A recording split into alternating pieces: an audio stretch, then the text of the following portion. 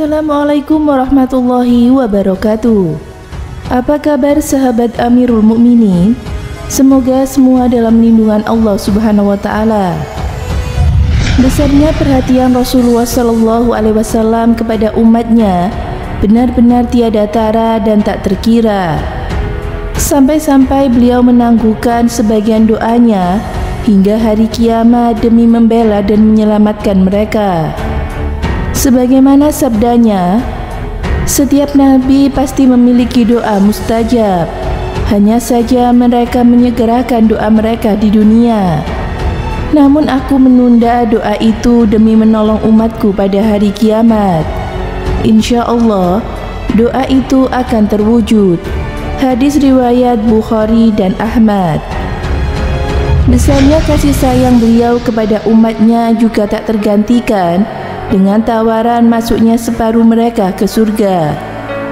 Beliau lebih memilih tawaran syafaat karena ingin membela umatnya lebih banyak.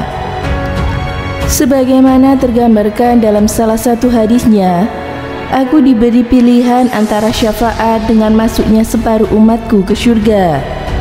Namun aku memilih syafaat sebab syafaat lebih menyeluruh dan lebih banyak. Mungkin saja kalian mengira syafaatku hanya untuk orang-orang yang bertakwa. Tidak, tetapi juga untuk orang-orang yang berdosa. Hadis riwayat Tirmizi.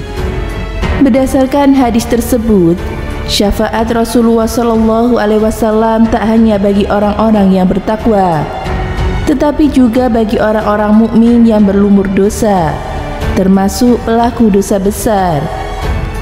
Sebagaimana yang ditandaskan hadis riwayat Al-Tirmizi, Abu Dawud, dan Ahmad, syafaatku juga untuk umatku yang melakukan dosa besar. Tentu saja ini bukan berarti kelonggaran untuk berbuat dosa, karena kelak akan mendapatkan pembelaan dari Rasulullah sallallahu alaihi wasallam. Sebab walau hanya sebentar, siksa Allah tidak boleh diremehkan. Sekalinya dicelupkan ke dalam neraka jahanam, seorang hamba bisa lupa terhadap seluruh kesempurnaan nikmat dunia yang pernah ia dapatkan.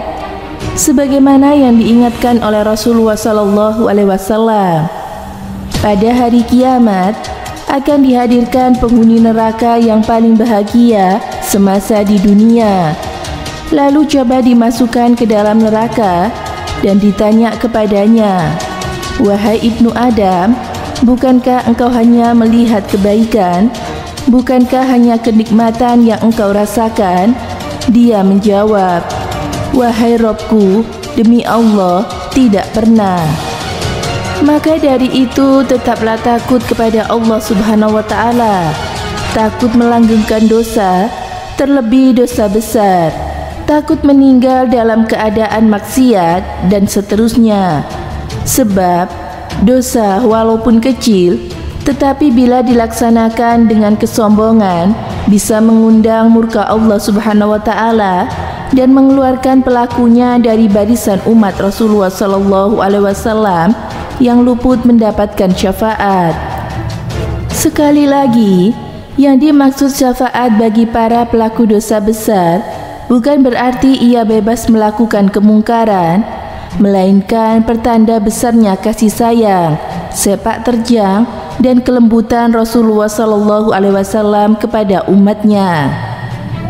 Barangkali kasih sayang Nabi sallallahu alaihi wasallam paling indah pada hari kiamat adalah syafaatnya kepada seluruh makhluk saat mereka memohon ingin segera dihisab. Para ulama sepakat menyebut syafaat itu dengan syafaat uzma atau syafaat paling agung. Disebut paling agung karena meliputi seluruh makhluk melalui dari generasi pertama hingga generasi terakhir. Tak terkecuali orang-orang kufur dan ingkar kepada Allah Subhanahu wa taala. Berkat syafaat itu mereka pun lekas dihisab. Beliau telah menggambarkan dengan jelas bagaimana beratnya penderitaan umat manusia mencari-cari yang bisa menyelamatkan dirinya dari kegetiran hari kiamat. sebagaimana ringkasan hadis sahih panjang berikut. Dikumpulkanlah seluruh manusia dalam sebuah pelataran luas, mulai manusia pertama hingga manusia terakhir. Mereka terdengar oleh siapapun yang memanggil dan melihat oleh siapapun yang memandang. Matahari begitu dekat hingga mereka tak sanggup lagi menanggung penderitaan dan keperihan. Mereka bertanya, "Apakah kalian tidak melihat apa yang tengah kami alami? Apakah kalian tidak melihat sosok yang bisa meminta syafaat kepada Tuhan untuk kalian?" Sebagian menjawab, "Kalian harus mendatangi Adam." Mereka pun berbondong-bondong menuju Nabi Adam alaihissalam. Kepadanya mereka memohon, "Engkau adalah Abu al-Bashar, diciptakan Allah langsung dari tangannya. Ruhnya ditiupkan kepadamu, malaikat diperintahkan sujud kepadamu. Maka mintalah syafaat kepada Tuhan untuk kami. Apakah engkau tidak melihat keadaan kami? Apakah engkau tidak melihat apa yang tengah kami alami?" Nabi Adam pun menjawab, "Hari ini Tuhanku pun murka kepadaku, murka yang belum pernah terjadi sebelumnya dan tak akan pernah murka setelahnya. Dia melarangku mendekati pohon, tetapi aku melanggarnya. Diriku, diriku, diriku, pergi kalian kepada selainku. Coba temui Nabi Nuh alaihissalam." Akhirnya mereka berbondong-bondong menuju Nabi Nuh alaihissalam, tetapi beliau pun angkat tangan, tidak bisa memintakan pertolongan kepada Allah Subhanahu wa Ta'ala. Demikian pula saat menemui Nabi Ibrahim alaihissalam, Nabi Musa alaihissalam, dan Nabi Isa alaihissalam, hingga terakhir mereka diarahkan kepada Nabi terakhir, yakni Rasulullah Sallallahu Alaihi Wasallam. Kali ini mereka menemui Rasulullah Sallallahu Alaihi Wasallam dan menyampaikan, "Wahai Nabi Muhammad, engkau adalah utusan Allah dan penutup para nabi. Allah telah mengampuni dosamu yang akan datang dan yang telah lalu. Mohonkanlah pertolongan kepada Tuhan untuk kami. Tidakkah engkau melihat apa yang tengah menimpa kami?" Nabi Shallallahu Alaihi Wasallam bersabda, "Aku pun pergi menuju bawah aras dan di sana aku bersujud pada Tuhanku. Lalu Allah membuka kebaikan-kebaikannya kepadaku yang belum pernah dibukakan kepada seorang pun sebelumku. Setelah itu terdengarlah seruan, 'Wahai Muhammad, angkatlah kepalamu. Mintalah engkau, niscaya diberi. Mintalah pertolongan, niscaya dipenuhi.' Aku mengangkat kepala dan berkata, 'Umatku ya Allah, umatku Tuhanku, umatku ya Tuhanku.' Terdengar lagi ada yang bicara, 'Wahai Muhammad, masukkanlah umatmu dalam golongan hamba yang tidak dihisab ke dalam surga melalui pintu sebelah kanan.' Namun sekelompok mereka masuk dari sebagian pintu itu. Hadis riwayat Bukhari dan Muslim. Hisab pun berlangsung berkat syafaat Rasulullah Sallallahu Alaihi Wasallam. Sebagian manusia masuk surga, sebagian lagi neraka. Di antara yang masuk neraka adalah umat Nabi Sallallahu Alaihi Wasallam yang keburukannya lebih besar ketimbang kebaikannya.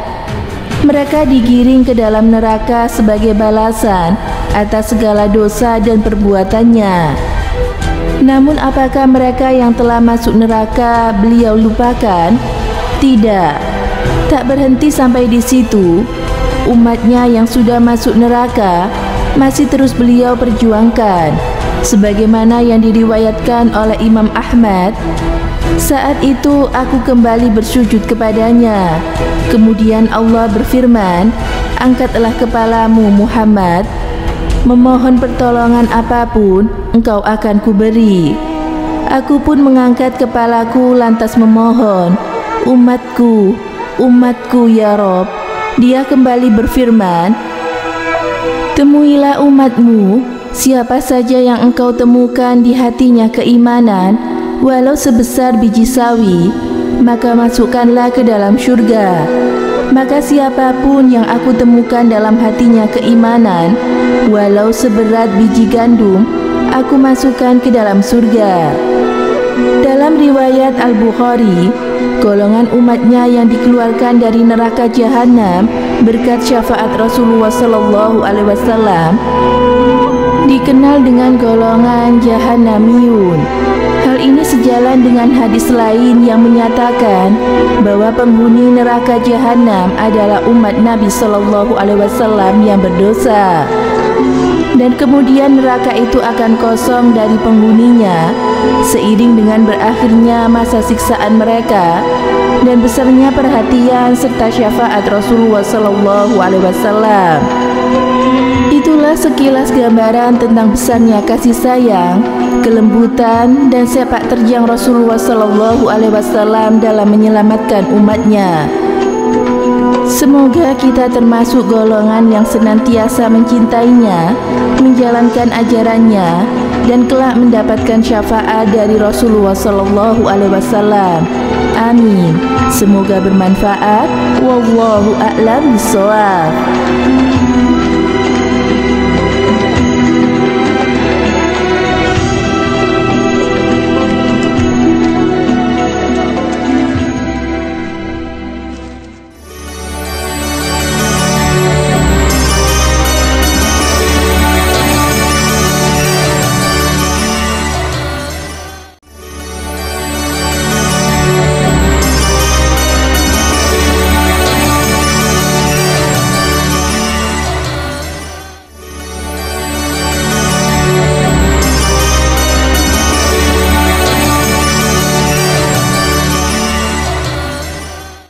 Assalamualaikum warahmatullahi wabarakatuh. Pemirsa Amirul Mukminin yang dirahmati Allah Subhanahu wa taala. Nabi Muhammad SAW adalah nabi terakhir yang diutus Allah Subhanahu wa taala sebagai rahmatan lil alamin atau rahmat bagi alam semesta.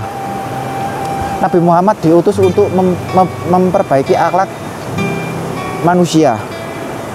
Walau lahir di Mekah, Nabi Muhammad membawa misi menyempurnakan akhlak seluruh umat manusia di bumi dan sebagai pembawa kebaikan bagi seluruh alam semesta. Dalam Al-Quran Surah Al-Anbiya, Allah Subhanahu wa taala berfirman yang artinya, dan kami tiadalah mengutus kamu melainkan untuk menjadi rahmat bagi semesta alam. Ajaran yang dibawa oleh Nabi Muhammad yaitu agama Islam merupakan agama yang sempurna untuk seluruh umat manusia sepanjang masa. Nabi Muhammad SAW diutus untuk seluruh umat manusia di bumi dan seluruh bangsa jin.